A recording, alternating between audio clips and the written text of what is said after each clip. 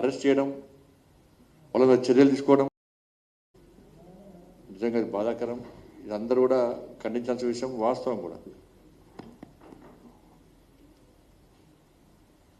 అందుకే ఈ విషయాన్ని సీరియస్గా పరిగణించినటువంటి కేంద్రం, ముఖ్యంగా నిన్న కూడా చూసినాం, నరేంద్ర మోడీ గారు ఒక ప్రధానమంత్రిగా ఉండి ఆ వయసులో ఉండి అర్ధరాత్రి 12 గంటలకు కూడా వీడియోని రిలీజ్ చేసి విద్యార్థులకు, తల్లిదండ్రులకు, దేశ ప్రజలకు ఒక భరోసా కల్పించే ప్రయత్నం చేసిండు, విన్నపం చేసే ప్రయత్నం చేసిండు.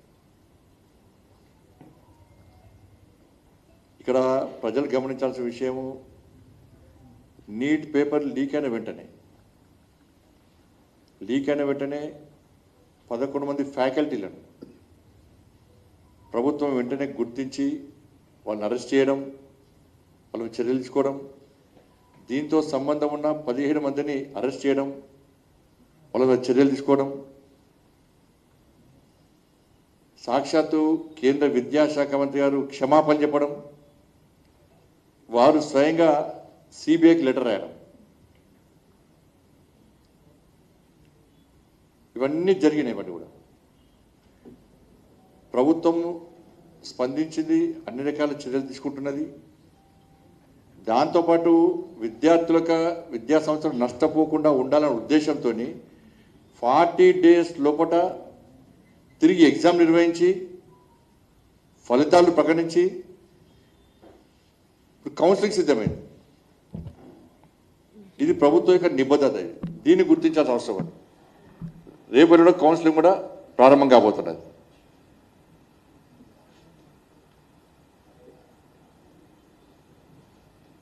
ఇన్ని రోజులు ఆందోళన ఎక్కలేదు.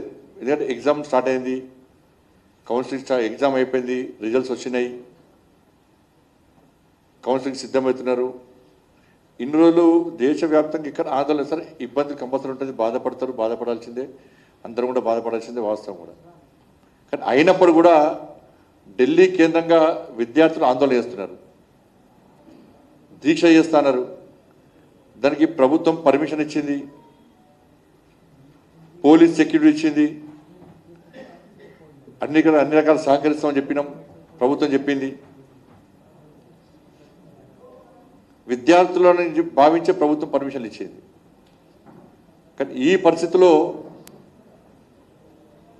విద్యార్థుల ముసుగులో కొంతమంది అసాంఘిక శక్తులు, అరాచక శక్తులు, సంఘ విద్రోహ శక్తులు చేరి ఏ విధంగా విధ్వంసం చేశారో మనందరూ చూశారు. పోలీసుల మీద దాడులు, జర్నలిస్టుల మీద దాడులు,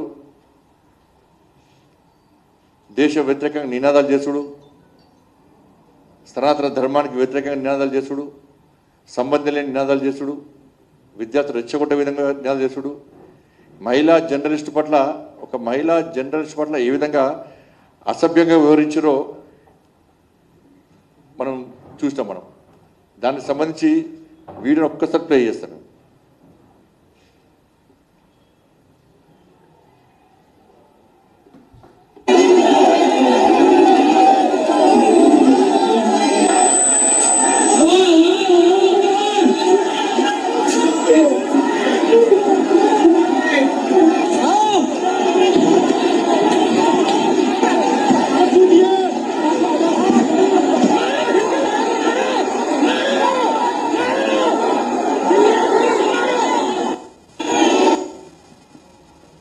దాదాపు 118 మంది పోలీసు అధికారులు గాయాలైనాయి, తలలు ఒలిగినాయి, జర్నలిస్టులకు గాయాలైనాయి.